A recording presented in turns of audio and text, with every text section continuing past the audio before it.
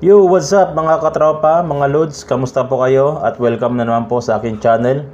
Ang ituturo po ko sa inyo ay basic wiring lang mga katropa, yung pang araw-araw na problemang pumupunta sa atin o sa ating shop. Okay, so ang ituturo ko sa inyo kung paano ayusin ang starter motor ng Mio 125i at ano bang pwedeng carbon brush na tugma sa kanya para magawa natin siya o maayos siya kung sakaling wala tayong mahanap na carbon brush. Okay mga katropa, sana may matutunan kayo at simulan na nating ayusin ang starter.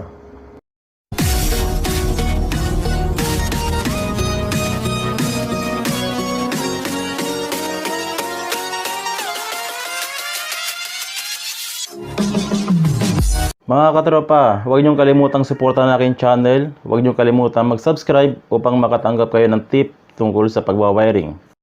Okay naman mga tropa, kung malapit lang kayo sa Lingayen, Pangasinan, Artacho Street, pwede nyo akong sadyain dyan sa repair shop upang magpa-wiring kayo ng personal sa akin sa inyong mga motor. Okay mga katropa, gaya ng sinabi ko, magre-repair tayo ng starter motor ng MIUI 125. Okay? Kasi yung carbon brush ng MIUI 125 hindi pa to available sa mga bilihan. So, i-repair natin siya at anong carbon brush ang pwede natin gamitin para ma-repair natin siya. Okay? So, una tanggalin muna natin tong air cleaner, itong mga bolts na to para makuha natin yung starter motor. Pati itong tornilyo ng shock. Okay mga katropa? Tanggalin natin yan hanggang dun sa kabila. May dalawang bolts pa dyan na 10mm. So, tanggalin muna natin yan. Okay? So, baklasin muna natin. Okay, so natanggalan natin yung air cleaner mga katropa. Yung shock, natanggalan natin at ito yung kanyang starter motor. Okay, so napakasimple niya lang baklasin. Tanggalin nyo lang yung shock, tanggalin nyo lang air cleaner. So, mababaklas na natin yung starter motor. So, ito yung ating i-repair. Okay, kasi yung customer wala siyang makuha ang carbon brush ng MIUI 125. So, gagawa natin siya ng paraan. Okay, so ito yung kanyang starter motor mga katropa, no? So, alanganin yung kanyang sukat, kaya long nose yung ginagamit ko sa pagtatanggal dito. Ano ata to 6mm. Kung meron kayong 6mm na sakit, mas maganda mga katropa. Pero pag wala, long nose gamitin nyo, hindi naman siya ganong matigas eh. So, tanggalin muna natin.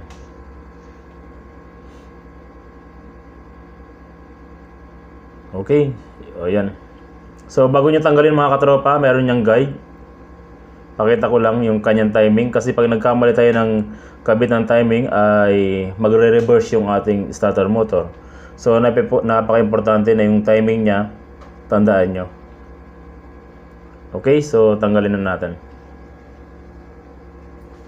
Okay.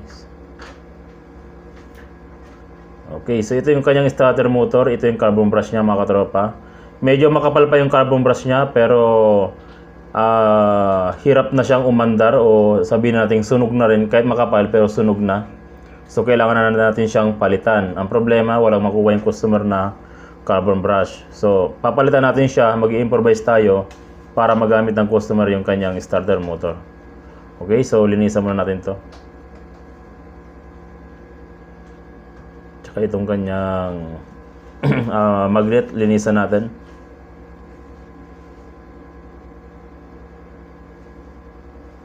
Lahat ng starter motor mga katropa magagawa nyo basta ma-diskartehan nyo lang yung carbon brush nya. Okay, so itong rotor nya, napaka-importante pag nagbabaklas tayo ng starter motor, linisan nyo yung rotor kasi minsan yung ibang mga katabing shop dito sa amin, naglalagay sila ng carbon brush pero hindi nililinis yung kanyang rotor.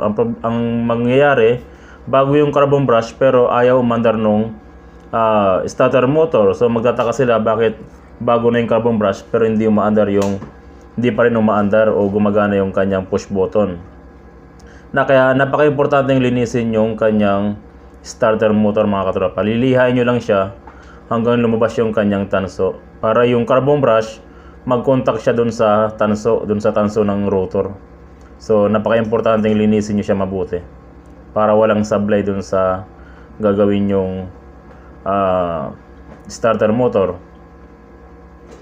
Okay, so ayan na yung starter motor, malinis na, wala na yung kanyang bagat ng ano. So i-final na natin.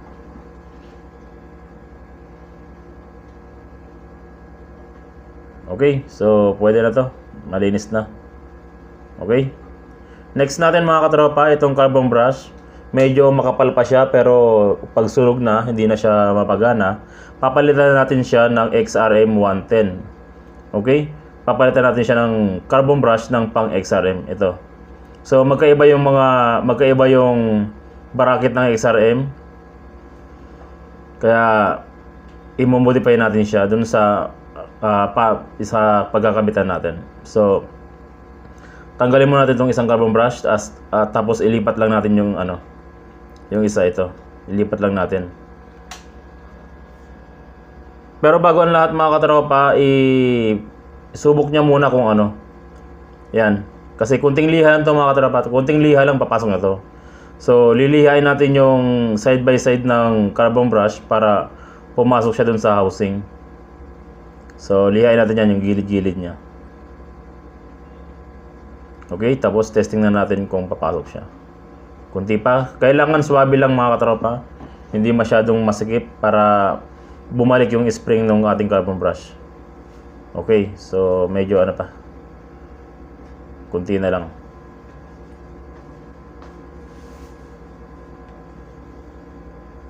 Huwag yung biglain yung pagkakaliha mga katropa kasi ang mangyayari niyan, pagkalog naman siya, madaling masira yung carbon brush. So kailangan swabe lang siya.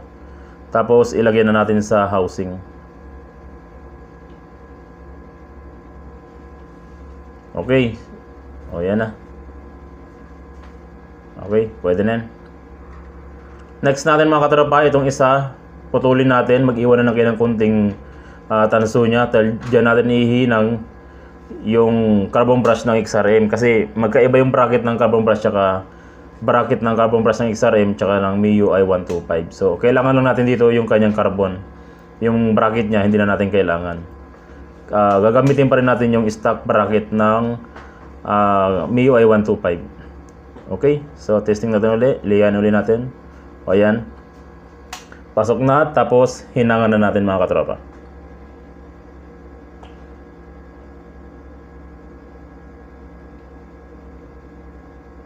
Okay.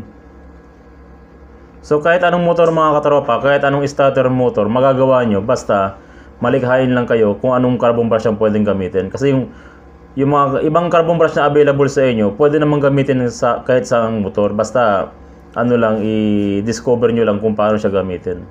So katulad dito, ginamit natin yung carbon brush ng XRM 110. Pwede naman sa Mio. I-apply nyo lang. Okay? Tapos ilagay na natin dun sa kanyang bracket sa pinaghinangan niya. So ayan na mga katropa yung ating carbon brush. Yan na yung ginawa natin. Tapos sa paglalagay nito mga katropa, magpapatulong kayo sa kasama nyo o sa customer kasi medyo mahirap ilagay ito. Medyo mahirap ilagay pag mag-isa ka lang na ano. Okay mga katropa, tulad nga ng sinasabi ko, dapat malikhain ka lang kung anong pwedeng gamitin, kung kailangan lihain, kung kailangan diskartehan mga katropa. Kasi sayang din pag pumunta sa inyo yung customer, sayang pag pinalis mo na hindi wala kaming carbon brush niyan, sasabihin mo ganun. Sayang. Kita mo na rin sa isang araw yun, di ba? Imbis na kumita ka, hindi ka na kumita. So ito napaka-effective naman to, tsaka matagal din tong magamit ng customer. So kung mayroon kayong carbon brush na pang XRM, halos lahat ng motor na i-apply natin to sa lahat ng starter motor. Basta lihain nyo lang ganun. Kung masakit, lihain nyo. Okay? Tapos ito na yung ating rotor na ilagay na natin. Tapos i-check nyo yung mga wear ng carbon brush. Dapat hindi siya dumidikit sa body ground o walang contact sa body ground. Okay? So okay na. Ilagay na natin to. Itapat yung marking natin. Gaya na sinabi ko nung una, yung marking itapat nyo. Tapos ilagay na natin. So ganun lang mga katropa, ganun lang diskartehan ang starter motor ng MIUI 125 o kahit anong motor. Pwede nyo diskartehan basta malikhain lang kayo o i-discover nyo lang kung paano gamitin yung mga available na carbon brush nyo. Katulad nito, pang XRM yung ginamit natin. So ito mga katropa, testing na natin.